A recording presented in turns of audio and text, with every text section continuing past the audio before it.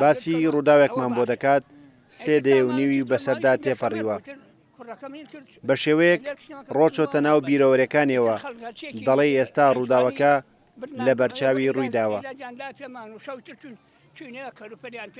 مام محەممەد بە چاوی خۆی بینیوێتی کە چۆن گوندەکەیان لەلایەن فڕۆکەکانی ڕژەمی لە ناوچوی بەعسەوە بەچەکی قەدەغەکراوی کیمیایی بردومان کراوە. خەڵک کەزانی کیما بارانەی زانی خەڵک سێوسێنان تیاچووە و خەڵک زۆری کوشیە و زۆری بێتاقەتە و حەیوان و وڵاخ و هەمووی هیچی گشتی تەلەفیات بوو.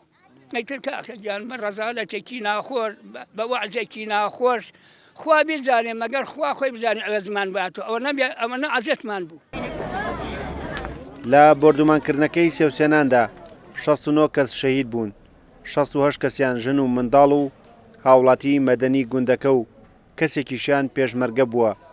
لە ڕووداوەکەدا بەدەیان کەسیش بەهۆی کاریگەری کیمیاییەکەوە بریندار بوون و تا ئێستاش بە ئازاری برینەکانیانەوە دەناڵێنن. لەم یادەدا بەشێک لە کەسوکاری شەهیدان زویری خۆیان لەلایەنە پەیوەندیدارەکانی حکومەتی هەرێم نەشاردەوە. لە سەرەتا ئەم شۆڕشۆ خەریکی هەوڵە دێن حتا کەسوکارمە هەموو تیاچوو دێڕ و خا هیچ نەما ئەنفال و هەندێکیشیان لە ڕێگەی قوبات تاڵەبانیەوە دەیانەوێت داواکاریەکانیان جێبەجێ بکرێت و ئاو بۆ ناحیەکەیان دابین بکرێت. داواکاری سەرشی ئێمە ئاوە ڕاستە داواکاری ترمان هەیەکێک لەوانە ئێمە دوو پرۆژەی تەواو نەکراومان هەیە. یەکیان ئەم باخچێکە لە پشتی مەزاری شەیدانەوەیە، باخچێکی تیژ هەر لە ناو خانووەکان هەیە لەگەڵ جادەیەکی دووسایەتی ناو سێوسێنان. یعنی بەڕاستی ئەم پرۆژانە وەستان داوامان لە حکوومەتی هەرێمی کوردستان و بەتایبەتیش کاقوبات هەیە.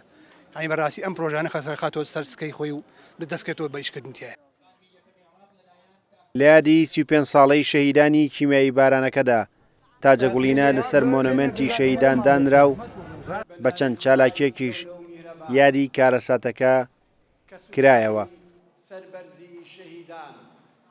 ئێوارەی ڕۆژی 22 ئازاری 1970 فڕۆکە جەنگیەکانی ڕژەمی لە ناوچووی بەعس گوندی سێوسێنانیان بە بۆمبی کیمیایی بردومان کرد و بۆ هەمیشە جێپەنجەی تاوانکاری خۆیان لەم ناوچەیەدا بەجێهێشت. کوردبوون تەنها تاوانی ئەو کەسانە بووە کە لە جینۆساید و کۆمەڵکوژیەکانی بەعسدا شەهید بوون.